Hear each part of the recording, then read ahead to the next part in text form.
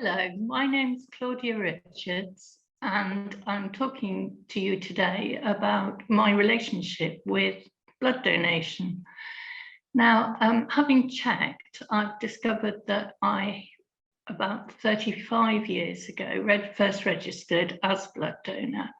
And at that point, I was adult. I had 2 young children, and I think it was probably because I felt a sense of responsibility, obviously for these 2 lives that I was taking care of, but also for the wider public, if you like. And I think that must have motivated me to become a blood donor in the first place.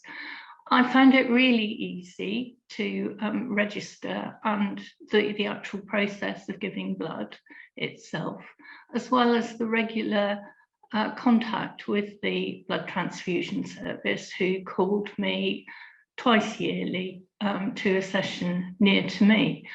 And the session itself didn't take very long.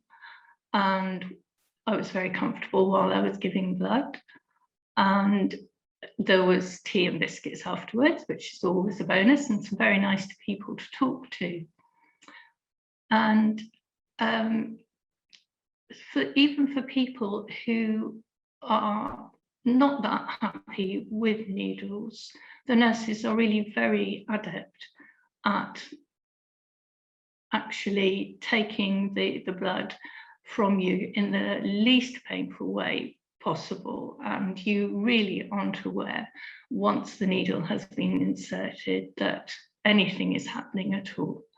So that experience went on for a number of years, and I was a regular blood donor over a certain period, until the point where I was rejected on a visit because my blood wasn't up to scratch, literally not up to scratch. It indicated that I was somewhat anemic, and obviously under those circumstances your blood won't be terribly helpful. Nothing happened for a while, but eventually the tables turned on me, and from being a blood donor and helping people through my donations, I became a recipient. And I had, I suppose, imagined that the use of donated blood was mainly in emergency situations, say in a road traffic accident, or maybe after a particularly difficult cesarean delivery, for instance. I hadn't really thought beyond that, I don't think, about the people who might need to receive blood over a period of time. And ironically, my first encounter as a recipient was an emergency where I needed to be taken into hospital and given 4 units of red cells because my hemoglobin level was so low that it was potentially dangerous for me to literally be doing anything, let alone driving, as I had done that morning. And once I had a diagnosis of myelodysplastic syndrome, or MDS for short, the pathway for me was to become dependent on these blood transfusions. And that diagnosis of MDS is now coming up to 12 years.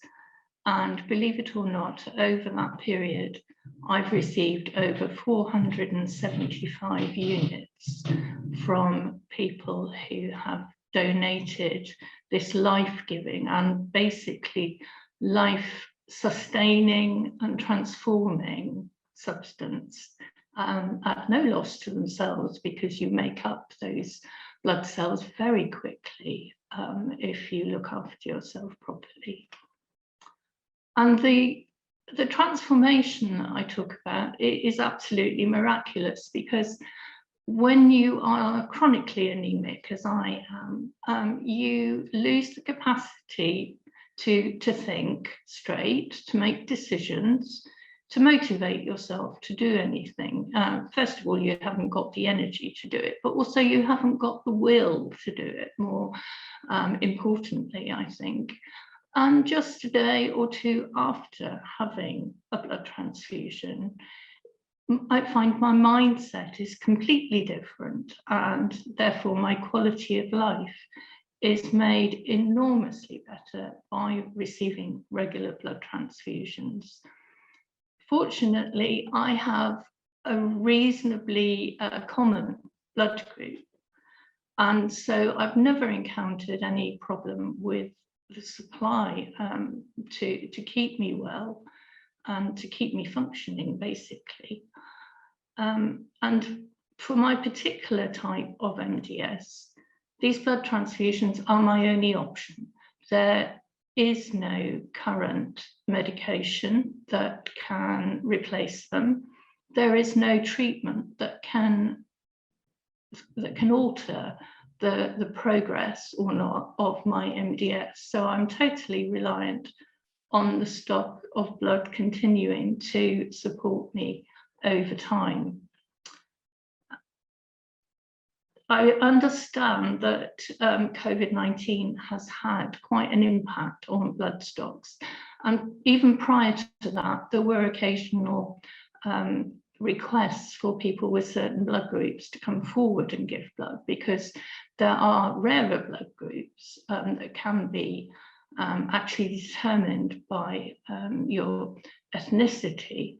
And if there aren't enough donors of the ethnic group where that blood type predominates, then this becomes a life-threatening situation, basically, for people who are dependent on that particular type of blood.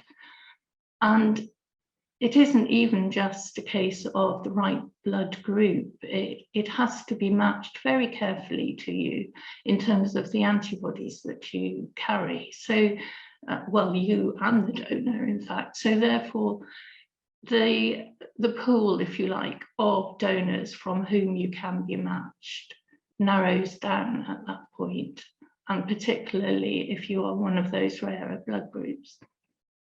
So in summary, I would say if you are healthy and you feel motivated to do something quite easy and undemanding to help others who unfortunately can't produce the blood cells, such as MDS patients and other blood cancer patients who need support through their treatment because the chemotherapy, for instance, is knocking their blood counts, and they need that extra boost.